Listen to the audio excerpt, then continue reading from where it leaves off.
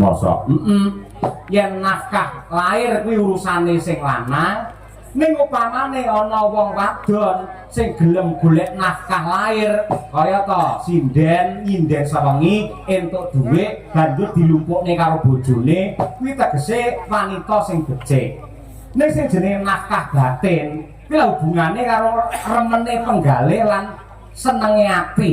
Ya, wong wedok ki yo bisa memberi nafkah batin kepada suami.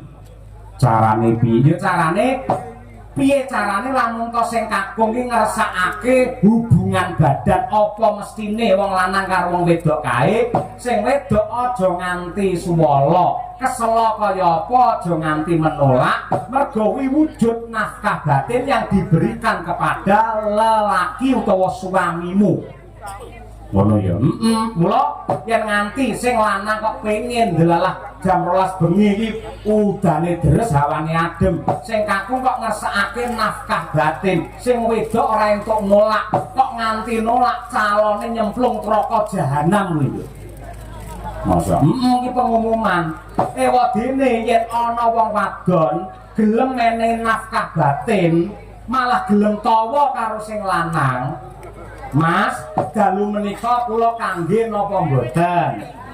Karo macak dipolke sak ayu-ayune ngadep karo sing kakung, bar mene wedang jahe karo sing kakung terus matur, "Kang Mas, dalu menika kula kagem menapa mboten? Kula sampun siaga ing diri sawi going gati, menika wonten klebet bantal guling sampun kula gantosi sawalipun, seprainipun ugi sampun enggak. Mong naik badhe ngersakaken monggo kula badhe nderek dumateng Kakang Mas."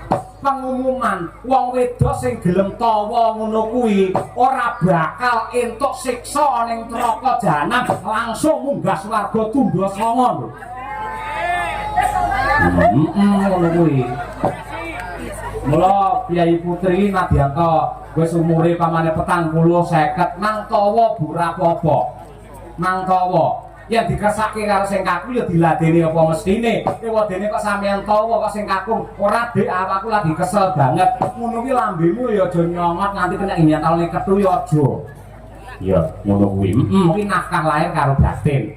Lah iki adicara sing digelar karo Pak Margono iki mujudake nadar utawa kaul. Kaul. Sing inti sarine sak dasara panjenengan anggene kagungan putra Mbak Siti wis mentas anggene sekolah, wis tumata kang dadi uripe lan pikantuk jodoh bakale ditanggapne wayang tur bintang tamune kudu Niken Salindri, regane pira wae ora bakal dinyang.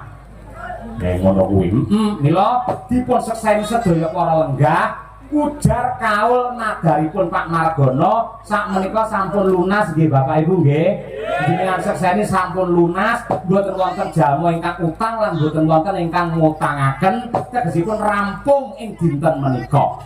Oh iya kaya ngono. Mula Kang mangkono yo ri palungguhan iki sing dianti-anti karo para lenggah, dasare engko yen bar genduk Niken embang kersane Pak Margono karo Bu Sri arep munggah panggung. Ya, aku ya ora nyuwun apa-apa ning dalem wis ngendika dhewe, Pak Dalang kula mangke badhe nyawer. Alhamdulillah. Ya, muga-muga bisa dadi berkah. Nduk Niken coba kaya apa sing minangka salam pambuka sing alus luwih dhisik. Aturna ya kuwi pangkur sing biyen nate ditulis karo bapakmu, mengko dibacoke langgame ya kuwi impenku. Nah, ngono kuwi Niken Salindri iso nembang klasik. TK wis pinter nduk cah iki. Ha iya, ngono kuwi ya. Nggih, terna penggalihe marem rasane Pak Margono lan Bu Sri Dwi Astuti aturna pangkure luwih dhisik sandi asmamu pribadi ya kuwi Dimas Niken Salindri. Ya ndak? Dimana putra yang ram boka